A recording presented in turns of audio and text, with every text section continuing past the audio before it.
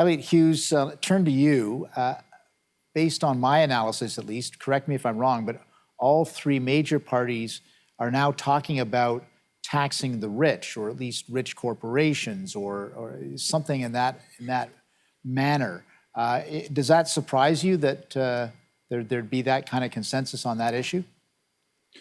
No, it doesn't. I think, we've seen inequality worsening over the last number of years. And I think right now there's a big focus on the little guy by each of the parties, on families, on people.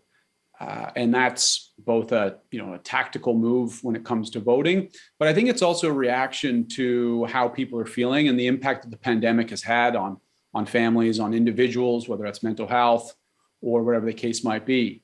It's easy right now to perhaps beat up on some of the larger companies, on some of the wealthier individuals who have been doing extremely well in the last number of months, whether that's tech companies whose stocks have been skyrocketing, whether it's some of the other folks who, whether it's the big banks, for example, and you saw the Liberal Party put a tax on big banks and insurers on profits above a certain threshold.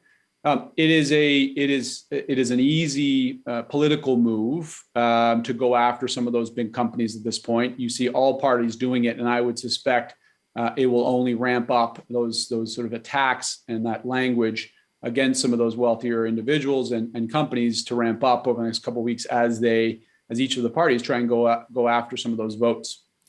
Franco, what was your reaction to those taxing proposals?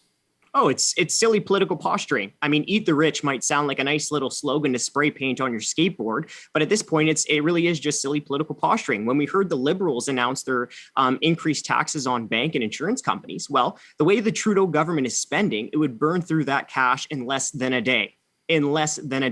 Right? So we do need to take the debt problem seriously, but for that, we need to see politicians actually rein in their spending. And here's one way where you could actually make stuff more fair for taxpayers. I mean, just stop giving money to businesses, just end the corporate welfare, right? And look at the NDP platform. We're seeing hikes to income taxes, hike to business taxes. They want to put in a wealth tax. They want to put in a so-called excess profits tax. Even with all of those tax hikes, the NDP still have absolutely no idea how they're going to balance their budget. So all of these types of sloganeering is nothing but silly political posturing. And guess what? When these politicians are done getting some cash from the rich and the businesses, they're going to start going after everyday Canadians if they don't find a way to save some money.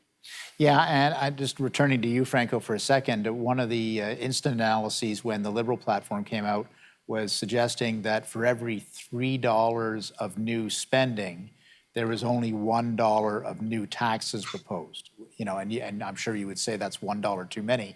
But the point being that there's no way even with that to pay for the Liberal promises, and that must concern you. Oh, it's so concerning. Well, first of all, let's just start with about a year ago, Trudeau promised not to raise taxes, right? So let's just start there. But the second thing that we have to understand is that the Trudeau Liberals platform is promising to put in about $78 billion in new spending. Now, the thing that we have to remember there is that even before the pandemic, in 2018, the federal government was spending all-time highs, and that's even after accounting for inflation and population growth. So what that essentially means is that in 2018, before the pandemic, we were spending more than we did in any single year during World War II, which is absolutely mind-boggling. So with that type of spending before the pandemic, there's no way that these politicians shouldn't be able to actually find some savings in that bloated budget.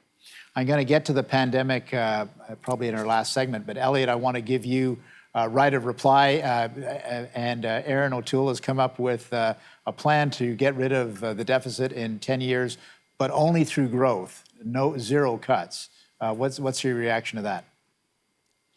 My reaction is that is probably not true. I don't see how that can be done. 3% growth. We haven't had 3% growth in years, and I would imagine he is going to have a very hard time of saying and making his way through if he were to become prime minister of not cutting anything. So I think it's a little bit magic math, so to speak. One thing I would say, just to Franco's point, and I understand where you're coming from and who you're representing, Franco, but some of the challenges that we face as society simply haven't been addressed in decades. And whether whether we like it or not, that those cannot continue. And the Liberal government chose to take some of those challenges on, and that's going to cost some money.